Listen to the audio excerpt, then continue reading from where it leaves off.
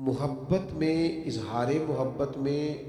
حضور کی تعلیمات کا خیال رکھنا بڑا ہی ضروری ہے،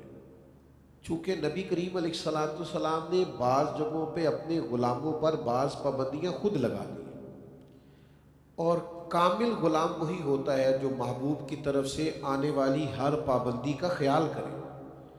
جو ان ساری حدود کا اور ان ساری قیود کا لحاظ کرے جو اس کے محبوب نے لگائی ہیں، یعنی اپنی مرضی سے وہ محبت کرے لیکن ان باتوں کا خیال نہ رکھے جو حضور نے بیان کی ہے۔ حضرت عبداللہ ابن رواحہ رضی اللہ تعالیٰ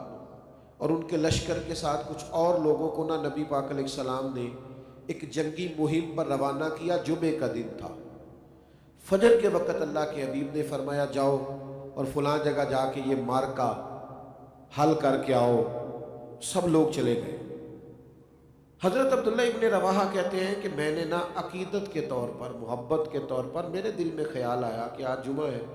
تو جو جمعے کی لذت حضور کے پیچھے ہے وہ کہیں اور تو نہیں ملے گی، تو میں نے سوچا اس طرح کرتا ہوں کہ میں جمعہ نبی پاک کے پیچھے پڑھ لیتا ہوں، جو ایک جمعہ حضور کے پیچھے رہ گیا وہ تو قیامت تک نہیں ملے گا۔ اور پھر باقی میرے دوست چلے گئے، میں نے کہا یہ جمعہ پڑھ کے تو میں تیز گھوڑا دوڑا کے ان کے پیچھے پہنچ جاؤں گا۔ فرماتے میں جمعے کے لیے حاضر ہوا، تکمیل نماز پر نبی پاک علیہ السلام نے فرمایا آپ سے تو کہا تھا کہ وہاں جائیے گا۔ میں نے عرض کی یا رسول اللہ صلی اللہ تعالیٰ علیہ وسلم، میں نے چاہا کہ جمعے کی سعادت آپ کے پیچھے پاؤں، یہ تو کہیں اور نہیں ملے گی۔ تو حضور جمعہ پڑھ کے میں جا رہا ہوں، تو سنو نا، انہوں نے محبت کا اظہار کیا نا، عقیدت سے ہی آئے، رکے نا جمعے کے لیے، لیکن حضور علیہ السلام نے عقیدت میں بھی تعلیمات پر عمل کرنے کو زیادہ پسند فرمایا۔ عقیدت کرو لیکن جو تعلیمات کا لحاظ ہے وہ کتنا ضروری ہے۔